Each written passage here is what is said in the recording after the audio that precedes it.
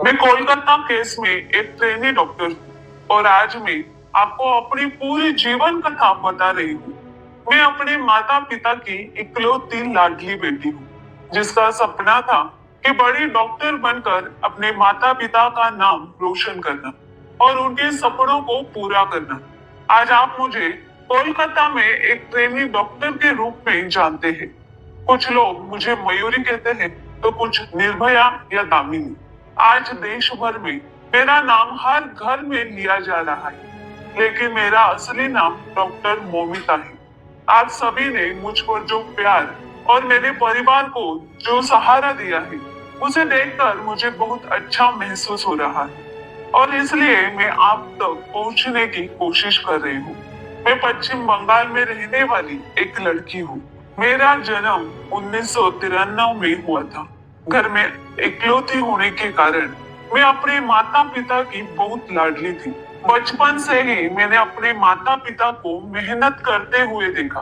तो हम एक मध्यम वर्गीय परिवार से होने के बावजूद मेरे पिता को मेरी यह इच्छा सुनकर बहुत खुशी हुई।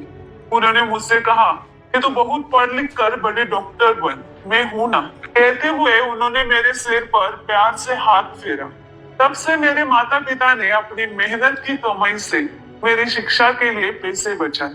लोग अक्सर मेरे पिता से कहते थे कि गरीब होने के कारण वे अपनी बेटी को डॉक्टर नहीं बना पाएंगे। ये बातें मुझे बहुत चुभती थी, लेकिन मैंने पूरी मेहनत से पढ़ाई जारी रखी और सभी को गलत साबित कर दिया। आखिरकार मैंने अपनी मेहनत से सरकारी कॉलेज में प्रवेश प्राप्त किया।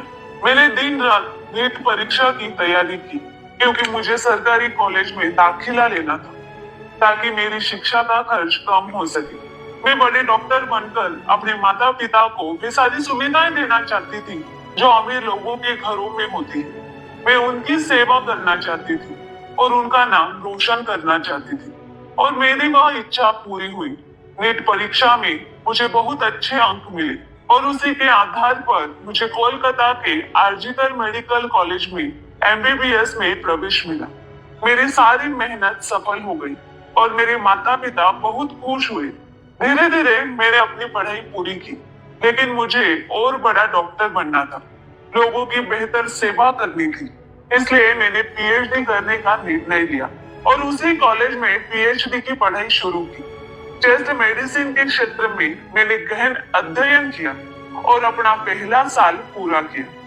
मेरे माता पिता और मैं बहुत खुश थे, क्योंकि अब मेरी पीएचडी पूरी होने के बाद मैं एक प्रतिष्ठित डॉक्टर बनने जा रही थी। मैं लोगों की सेवा करने वाली थी और पिताजी ने मेरे शिक्षा के लिए जो कर्ज लिया था, उसे भी मैं अब चुकाने वाली थी। मैं अपने माता पिता को एक सुखद जीवन देना चाहती थी। हमने किन कठिन परिस्थितियों में जीवन व्यतीत किया था, इसे मैं कभी नहीं भूली।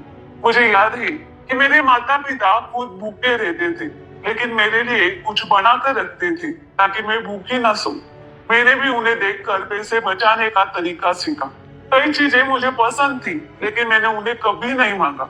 इसलिए मेरे माता पिता हमेशा कहते थे कि मैं बहुत ही समझदार हो गई और वे मुझे अपने बेटे की तरह मानते थे।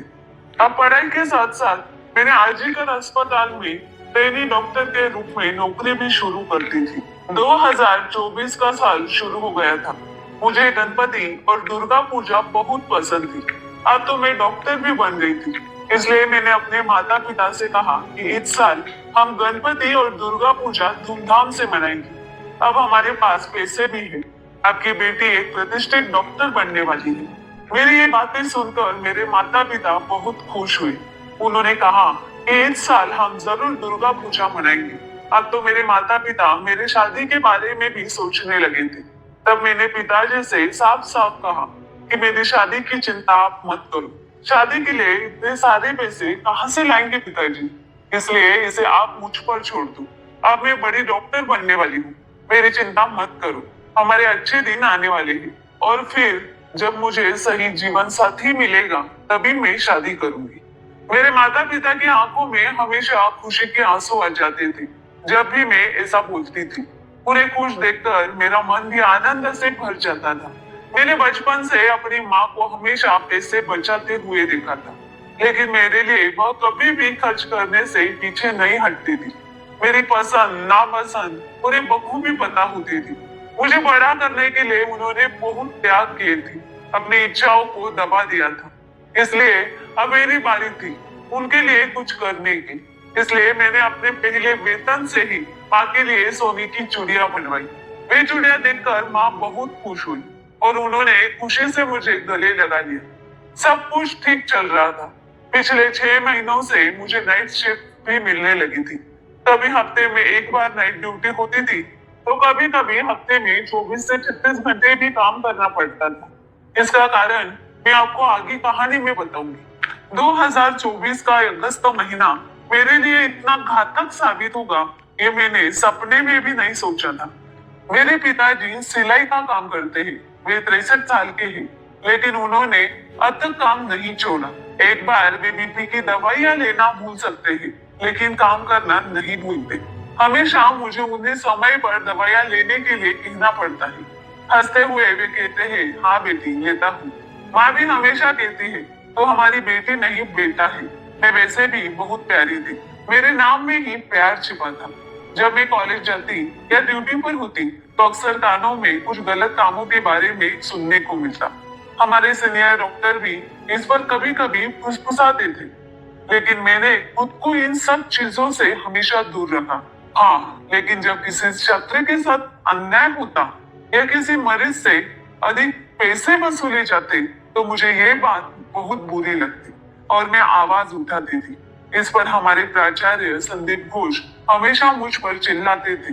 प्राचार्य होने के कारण हम सभी उनसे डरते थे, लेकिन मैंने भी उनके बारे में बहुत कुछ सुना था कि वे अस्पताल में क्या क्या करते हैं। मैंने कभी भी आवाज उठाने की कोशिश नहीं की, क्योंकि मैं इन बड़े लोगों के चक्कर में नहीं पड़ना चाहती थी। लेकिन जब अस्पताल में दवाइयों की कालाबाजारी होने की बात सामने आई, तो मैं शांत नहीं रह सकी। मैंने बोलना शुरू किया। मेरी आवाज को कहीं दबाने की कोशिश की जा रही थी। मुझसे अतिरिक्त काम करवाया जा रहा था। मेरे काम के घंटे भी बढ़ा दिए गए थे, लेकिन फिर भी मैंने अपना काम ईमानदारी से किया। कभी कभी मैं अपने पिताजी को ये सारी बातें बताती थी, लेकिन वे मुझे कहते थे कि बेटी तुम इन सब चीजों में मत पड़ो। हम गरीब लोग हैं, ये बड़े लोग हैं, इनके हाथ बहुत ऊपर है। ये तुम्हारी मेहनत पर पानी फेर देंगे। हम साधारण लोग हैं, तुम अपनी पढ़ाई पूरी करो, फिर हम देखेंगे क्या करना है। पिताजी के शब्द सही थे। यहाँ तक पहुँचने के लिए मैंने बहुत मेहनत की थी। इसलिए पिछले 6 महीनों से मैं प्राचार्य और विभाग के उत्पीड़न को सहन कर रही थी और शांतिपूर्वक सिर्फ अपना काम कर रही थी। शायद मुझसे इन लोगों को खतरा महसूस हो रहा था और इसलिए उन्होंने पहले से ही कुछ योजना बनाना शुरू कर दिया था, लेकिन मुझे इसका जरा भी अंदाजा नहीं था। कभी कभी मेरी दोस्त और मैं इस विषय पर चर्चा किया करते थे कि हमारे अस्पताल में कितने गलत काम हो रहे हैं, लेकिन हम हमेशा बोलते बोलते चुप हो जाते थे, क्योंकि हमें इन चीजों में उलझना नहीं था। खैर, हमारे अस्पताल में 2019 में संजय रॉय नाम का व्यक्ति भर्ती हुआ था। वह के आरजी अस्पताल की पुलिस चौकी में काम करता था। वह 4-5 साल से यहाँ काम कर रहा था, इसलिए उसे हमारे हर विभाग के बारे में पूरी जानकारी थी। कई मरीजों को वह बेड दिलवाता था और इसके लिए उसे पैसे भी मिलते थे। लेकिन इस संजय रॉय की नजर बहुत खराब थी। वह अस्पताल में आने वाली हर महिला को गलत नजरों से देखता था। उसके बारे में भी हमें चर्चा होती थी, लेकिन वह हमारे प्राचार्य का बहुत खास था और उनके लिए हमेशा काम करता था। इसलिए हमने कभी उसकी शिकायत करने का विचार नहीं किया, क्योंकि बेवजह विवाद नहीं चाहिए था। लेकिन हाँ, संजय रॉय की नजर बहुत खतरनाक थी। किसी भी लड़की के सामने होने पर उसकी नजर उसे खा जाती थी, इसलिए मैं ऐसे आदमी से दूर ही रहती। उस दिन भी जब मैं घर से काम पर जाने के लिए निकली, मुझे जरा भी एहसास नहीं था कि यह मेरा आखिरी दिन होगा। जब मैं अपने घर से जा रही हूँ और अब मैं अपने माता पिता और अपने छोटे से घर को फिर कभी नहीं देख पाऊंगी। शायद इसलिए मैंने अपनी माँ से कहा पिताजी को समय पर दवाई देना, और रोज की तरह कहने वाली मैं उस दिन जाती हूँ कहकर घर से बाहर निकली। 8 अगस्त को मैं पूरे दिन काम कर रही थी, अपने मरीजों की देखभाल कर रही थी। हमारे सेमिनार हॉल के पास एक कमरे का निर्माण चल रहा था, इसलिए ऊपर आने जाने का ज्यादा मूवमेंट नहीं था। हम सब वार्ड में इकट्ठा थे। 4-5 अन्य ट्रेनी डॉक्टर मेरे साथ थे। हम कुछ चीजों पर चर्चा कर रहे थे। उस समय संजय रॉय भी वही था और वह मुझे घूर रहा था, लेकिन मैंने उसे नजरअंदाज कर दिया। कुछ समय बाद वो वहां से चला गया और हम सब ने खाना खाया। फिर सभी अपने अपने काम पर लग गए। मैं थोड़ी फ्री थी, इसलिए मैंने रात को माँ को फोन किया। जब तक मैं माँ को फोन नहीं करती तब तक वे और पिताजी खाना नहीं खाते थे। उन्हें बताना पड़ता था कि मैंने खाना खा लिया है, तभी भी खाना खाते थे। उस दिन भी मुझे जरा भी अंदाजा नहीं था कि यह मेरी माँ से आखिरी बातचीत होगी। माँ ने फोन उठाते ही मैंने पूछा, पिताजी समय पर दवाइयाँ ले रहे हैं ना? इसका ध्यान रखना। मेरी चिंता मत करो, मैंने खाना खा लिया है। मेरे पिताजी को बीपी की समस्या थी, इसलिए समय पर दवाइयाँ लेना उनके लिए बेहद जरूरी था। उनकी दवाइयाँ कभी नहीं छूटनी चाहिए, इसका पूरा ध्यान मैं रखती थी। मुझे याद है एक बार पिताजी की दवाइयाँ रात में खत्म हो गई थी। पिताजी ने सोचा कि एक दिन दवा न लेने से क्या फर्क पड़ेगा, सुबह जाकर दवाइयाँ ले आऊंगा। लेकिन मैंने घड़ी में देखा तो रात के 11 बज रहे थे। मैंने वही सबका खाना रोक दिया और कहा, पिताजी की दवा आने तक कोई खाना नहीं खाएगा। और इतनी रात में भी मैंने उनके लिए दवा का इंतजाम किया। लेकिन अब अस्पताल में ज्यादा काम होने के कारण मुझे घर पर ध्यान देने का समय नहीं मिल रहा था, इसलिए माँ को ही जबरदस्ती सब कुछ बताना पड़ता था। उन्हें याद दिलाना पड़ता था कि पिताजी की देखभाल करें। उस दिन भी सब कुछ बिना भूले बताया और माँ से बात करके मैंने पूरे फ्लोर पर जाकर मरीजों का चेकअप किया। इसके बाद मैं आराम करने और अपने अगले अध्ययन के लिए तीसरी मंजिल पर सेमिनार रूम पहुंची। लेकिन मुझे नहीं पता था कि बाहर जाना मना है। मुझे तो अब पता चला कि बगल में बिल्डिंग का काम चालू होने के कारण ऊपर किसी को जाने नहीं दिया जा रहा था। मैं तो वहां चली गई। दोपहर के 2-3 बजे तक मैंने अपनी पढ़ाई की। मैंने सोचा थोड़ा सो लेना चाहिए। 36 घंटे की ड्यूटी के कारण बहुत थकान महसूस हो रही थी। मरीजों की सेवा में लगे रहने के कारण खुद पर ध्यान देने का समय नहीं मिल रहा था। दूसरों को जीवन दान देने वाली मैं अपने जीवन की देखभाल के लिए समय नहीं निकाल पा रही थी। इसलिए किताबें और डायरिया बंद करके सेमिनार हॉल में ही शांत होकर सो गई। इतनी गहरी नींद में थी कि सेमिनार हॉल में कौन आ रहा है जा रहा है इसका भी मुझे कोई ध्यान नहीं था। फिर क्या, सुबह के समय संजय रॉय शराब पीकर सेमिनार हॉल में आए। सेमिनार हॉल में कोई आया इसका भी मुझे पता नहीं चला, क्योंकि मैं गहरी नींद में थी। उसके आते ही उसकी नजर मुझ पर पड़ी और उसके अंदर का राक्षस जाग गया। वो मेरे पास आया और उसने मेरे शरीर को छुआ। नींद में होने के कारण मुझे ज्यादा समझ में नहीं आया, लेकिन जब शरीर पर हाथ फिरने लगा तब मैं जाग गई। सामने संजय रॉय जैसे दुष्ट व्यक्ति को देखकर मैं बहुत डर गई। नींद में होने के कारण खुद को संभालने में मुझे समय लगा। मैंने खुद को बचाने की बहुत कोशिश की, लेकिन उसने बहुत ज्यादा शराब पी हुई थी। उसके मुंह की बदबू से मुझे ये समझ में आ गया था वो मेरी कोई बात सुनने की हालत में नहीं था। मैं उसे मिन्नतें कर रही थी, मुझे छोड़ दो कह रही थी, लेकिन उसे मुझ पर जरा भी तरस नहीं आ रहा था। आखिरकार मैंने जोर जोर से चिल्लाना शुरू कर दिया। तब वो थोड़ा डर गया और जल्दबाजी में उसने मेरे मुंह पर हाथ रख दिया ताकि मेरी आवाज न निकल सके। मैं उससे लड़ रही थी, मन ही मन प्रार्थना कर रही थी कि कोई मेरी आवाज सुन ले, लेकिन उस रात मेरी आवाज किसी ने नहीं सुनी, क्योंकि उस रात ऊपर वाले फ्लोर पर किसी को आने की इजाजत ही नहीं थी। जैसा कि अब पता चला है, इसका मतलब है कि मेरे खिलाफ सारा षड्यंत्र पहले से ही रचा गया था। मैं उस दरिंदे को अपने से दूर ढकलने की कोशिश कर रही थी, लेकिन पता नहीं उसमें इतनी ताकत कहाँ से आई थी। जितना भी मैं कोशिश कर रही थी वो मुझसे दूर नहीं हो रहा था। मैं खुद को उसे बचा नहीं पाई। लड़ते लड़ते मैं हार गई और फिर उसने मुझे नोचना शुरू किया, मुझे मारना शुरू किया और मैं पूरी तरह से ठंडी पड़ गई थी। कौन कौन मेरा शोषण कर रहा था ये समझ ही नहीं आया। मेरे दर्द से चीखें निकल रही थी।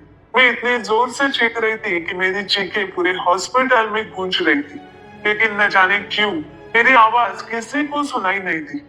चिल्लाते चिल्लाते मेरा शरीर बिल्कुल ठंडा पड़ गया और फिर मेरे स्त्री सम्मान और मेरे सपनों की हत्या कर दी गई, वो भी बहुत ही निर्ममता से। आखिरकार मेरी जान चली गई, लेकिन मेरे शरीर पर शोषण की निशानियां रह गई। मेरा चश्मा टूट गया, उसकी किरचें मेरी खून से सने हुए आंखों में घुस गई थी। मेरे फटे हुए होंठ, मेरी आवाज दबाने के लिए उसने मेरा गला दबाया था। खुद को बचाने की कोशिश में मेरे खून से सने हुए नाखून, मेरे शरीर पर किए गए अनगिनत वार, जान की हड्डी टूटने तक फैली हुई मेरी टांगे और घायल हुए मेरे जलना। इतना सब कुछ सहने के बाद भी मैंने उन पुरुषों की क्रूरता का मुकाबला किया था। लेकिन काश उन पुरुषों में थोड़ी सी भी संवेदनशीलता होती तो मेरी आखिरी सांस तक मैं जिंदा रह पाती। मेरे शरीर पर वार करते समय उन्होंने सोचा होता, मुझे मारते समय उन्हें खुद को भी दर्द महसूस हुआ होता, लेकिन वो दरिंदे की तरह आकर मुझे बर्बाद कर गए। दोस्तों, उस दिन मेरे अंदर के स्त्रीत्व का बलात्कार हुआ और आखिरकार इस ट्रेनी डॉक्टर मोमिता ने दुनिया से अलविदा कह दिया। मरते समय मेरी आंखों के सामने सिर्फ मेरे माता पिता का चेहरा था। अब उनका क्या होगा? यही सवाल मेरे दिल में बार बार आ रहा था। हर दिन दूसरों की जान बचाने वाली मैं, मेरी जान बचाने के लिए वहां कोई नहीं था।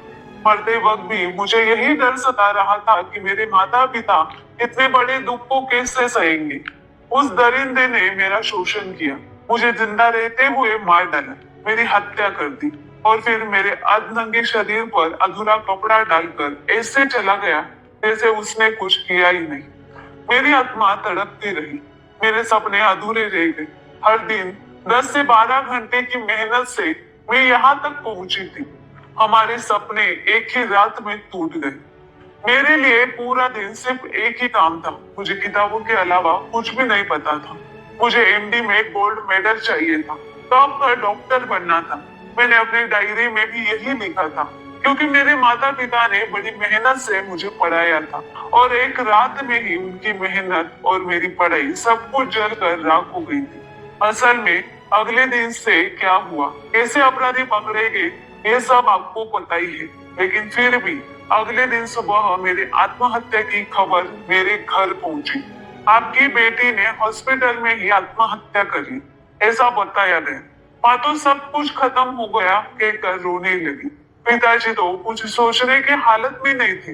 पड़ोस में रहने वाले रिश्तेदारों ने उन्हें संभाला और हॉस्पिटल लेकर आए। दौड़ते हुए आने वाले मेरे माता पिता अपनी बेटी को आखिरी बार देखने के लिए तड़प रही थी, लेकिन उन्हें अंदर जाने नहीं दिया जा रहा था, क्योंकि अंदर मेरी हत्या के सबूत मिटाए जा रहे थे।